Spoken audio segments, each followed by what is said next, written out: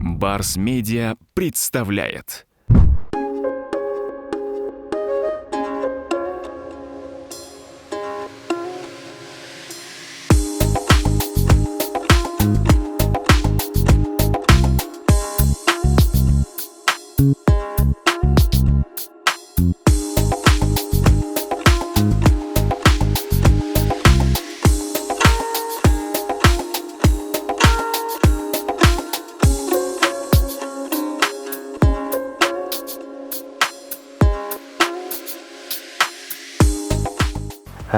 Но эта идея возникла в ходе моей профессиональной деятельности.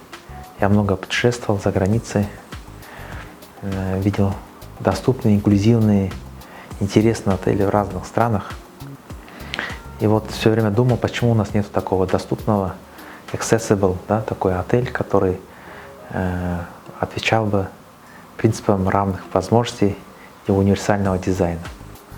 Вот эта идея возникла, и вначале это была просто мысль, а потом постепенно она преобразовалась в план, и решил все-таки этим заняться. И вот в 2017 году мы в мае месяце начали, и в 2018 году, 22 декабря, спустя 18 месяцев, мы порезали на красные ленточки, открыли свои двери.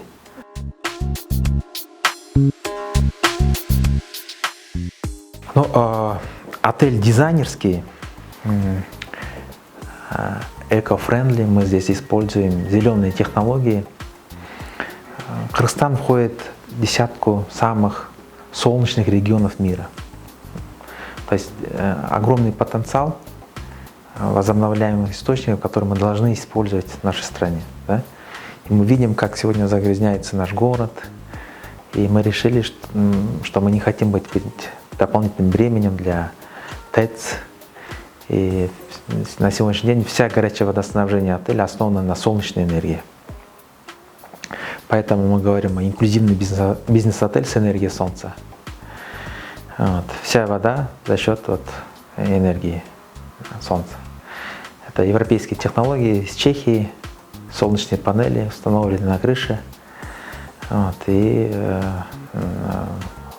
практически мы в этом плане автономно работаем. Мы также сдаем на переработку всю макулатуру, бумагу, пластик.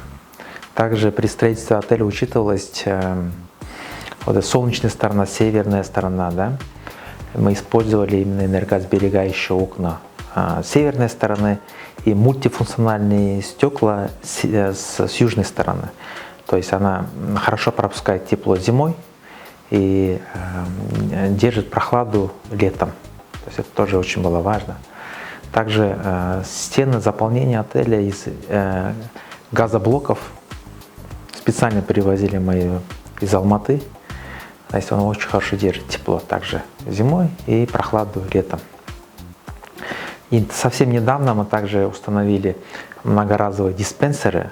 Знаете, вместо шампуней, этих таких маленьких бутылках, да, кондиционеров, мы решили поставить многоразовые, просто один раз заливаешь и используешь. Это тоже не нужно выбрасывать, и не будет отходов дополнительных.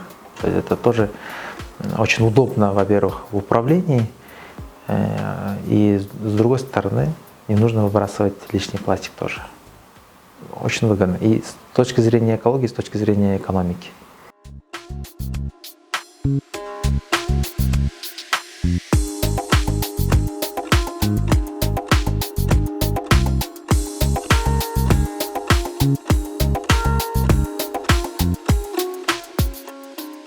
Значит, что касается универсального дизайна, вы видели, да, у входа вообще нет лестниц. То есть мы, здесь не нужно какие-то пандусы, да? Здесь просто вообще нет никаких лестниц или преград, для которых нужно строить пандус. Просто все ровно. На любом этаже везде очень ровные поверхности. Это очень удобно для матерей на колясках, это для лиц с ограниченными возможностями, для туристов с ограниченными возможностями.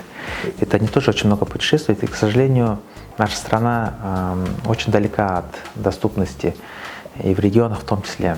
Но мы должны постепенно охватывать примерно эту нишу, которая составляет около 10% в глобальном туризме. На сегодняшний день многие сюда не приезжают. Так вот, мы должны создавать для них условия в аэропорту, в отелях, в транспорте, в регионах, на дестинациях. Везде должно быть доступно. И специально у нас есть для них номера. То есть поручни, общественные зоны, все приспособлено, лифт, где можно спокойно развернуться. В санузлах номерах вы видите широкие двери, вот, специальные поручни. То есть это все, чтобы было максимально комфортно, и она удобна не только для них, но и для многих других категорий туристов, пожилых там. И всем это удобно. В этом плане это очень необходимый принцип создания равных возможностей. В отеле, кроме 2 конференц-залов, еще у нас 32 номера, и все номера стилизованы под разные города мира. То есть нет тут одинаково похожих номеров.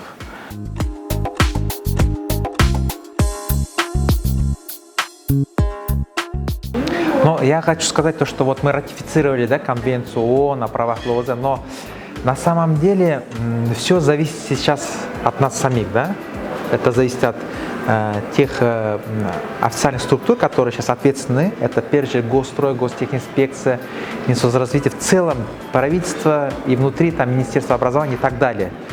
Но мы же сейчас знаем, что очень много делается частными руками, да? Те же здания, социальные учреждения, культурные учреждения, очень много. Дороги, реконструкция, тротуары, но сейчас же мы же можем это предусмотреть. Строится школа, мы же можем это предусмотреть. То есть я сейчас вижу даже новые объекты, которые сдаются, они сегодня принимаются на сегодняшний день без этих удобств, без соблюдения универсального дизайна, нет доступа все равно. То есть на самом деле здесь все упирается в дисциплину исполнения, потому что законы есть, конвенция есть, соответствующие СНИПы есть. То есть соответствующие структуры должны соблюдать, следить, подрядчики, проектные институты должны учитывать это. Я сейчас вижу, что очень многие они знают, осведомлены, но многие они делают так для галочки, для формальности, что это есть и так далее. Да? Я вот недавно по центру города специально проехался, и везде бордюры. Тротуар, буквально вот новая улица Токтогула. И я даже 2 квартала не могу там вот проехаться на скутере. Я сам увидел, что там очень много проблем. Я уже не говорю о филармонии, здания театра и так далее, и так далее. Культурное — это национального значения, да, нашей столицы. К сожалению, недоступны. Ну вот и здесь, конечно, я просто хотел показать примером, что это ничего не стоит. Это наоборот удобно, это наоборот дешевле и наоборот выгодно. Вот здесь, допустим, в отеле здесь можно не держать белбоя, потому что туристы приезжают, гости приезжают, и им не нужно, потому что они с парковки спокойно могут со своими чемоданами заехать. Очень удобно. И это надо вот просто это понять, принять и это сделать.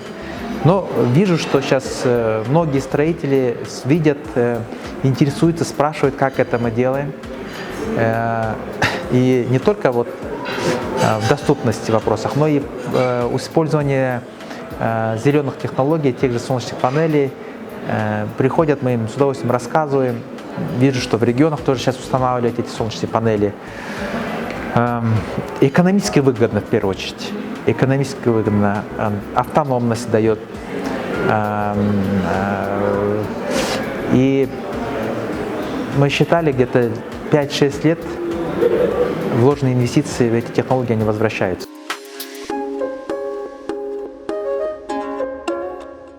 Да, у нас есть планы, у нас есть виды на регионы. Вот. Планируем, думаем, изучаем, анализируем. Да. Но в целом хотелось бы, чтобы в стране у нас туризм развивался. К сожалению, мы отстаем по темпам роста сектора туризма, мы отстаем 2 раза от глобальных темпов роста. Сегодняшний день даже развитые страны вкладывают в туризм. Это же ведь экспорт услуг, понимаете, и она имеет очень огромный мультипликативный эффект. Тут зарабатывают не только отели, зарабатывают туркомпании, гиды, фермеры, логисты, водители и так далее, и так далее. В целом страна очень хорошо развивается. И даже те люди, которые обслуживают в регионах, они начинают изучать языки. Английский и другие иностранные языки начинают изучать. В условиях Кыргызстана мы знаем, какими ресурсами мы обладаем, какими мы не обладаем. И у туризма огромный нераскрытый потенциал. И, к сожалению, туризм не является приоритетом и фокусом на сегодняшней повестке дня. А это большое упущение. Огромные возможности, которые... Да, к сожалению, о том, что туризм это приоритет, остается на уровне декларации. Посмотрите даже, какой уровень вклада этой индустрии в доли ВВП. Он очень маленький, он мизерный. И при этом мы там заявляем, что мы туристическая страна и так далее. Вот. Но мы на сегодняшний день отстаем от соседей. Мы от соседей отстаем, у них огромные планы. И тут нужно маркетинг туризма продвигать на международном уровне. Мы сильно отстаем. Мы не используем наши сильные стороны. О том, что на самом деле у нас вся страна, через всю нашу страну проходит шелковый путь. Кыргызский шелковый путь, он огромен. И он на сегодняшний день недостаточно забрендирован на международной арене. Люди не так ярко воспринимают нас как часть этой огромной истории. О том, что Кыргызстан, страна, которая сохранила, до сих пор имеет кочевников. Да? До сих пор что мы являемся такими настоящими наследниками этой культуры.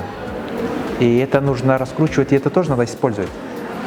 У нас чистейшая природа, озера. Для горного туризма нераскрытые кластеры есть зимние. То есть в это нужно вкладывать, инвестировать, думать и развивать.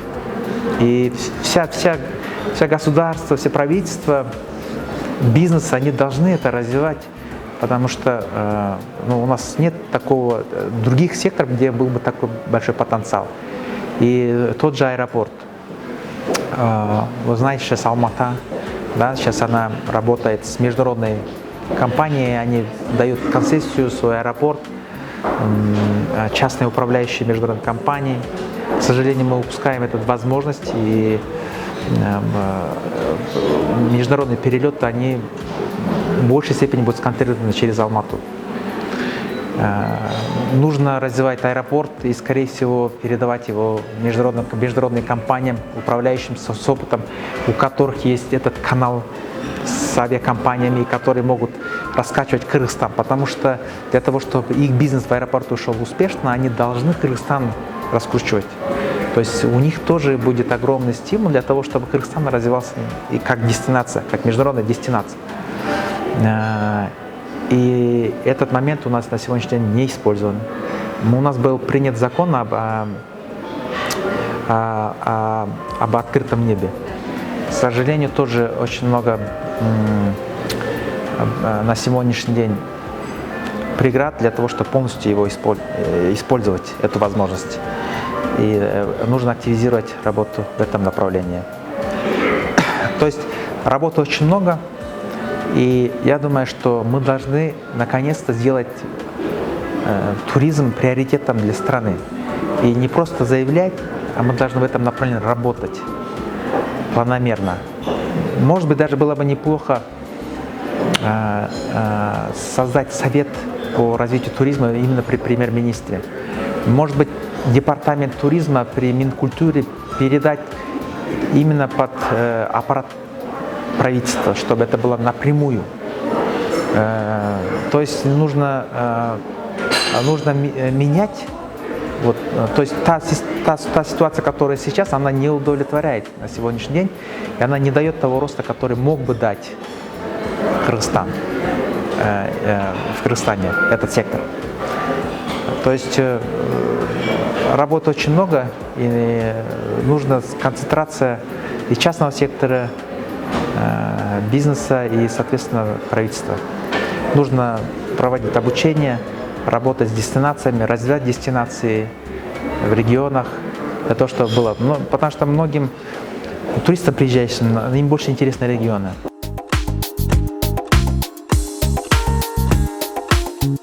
Наша миссия Build Bridges, Not Walls. Для того, чтобы развивать нашу страну, нам нужны знания, технологии, опыт развитых стран. Многие страны уже прошли этот путь. И наша миссия – создавать эти мосты.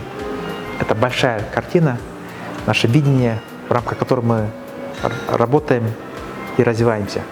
Строить мосты для того, чтобы эти коммуникации происходили.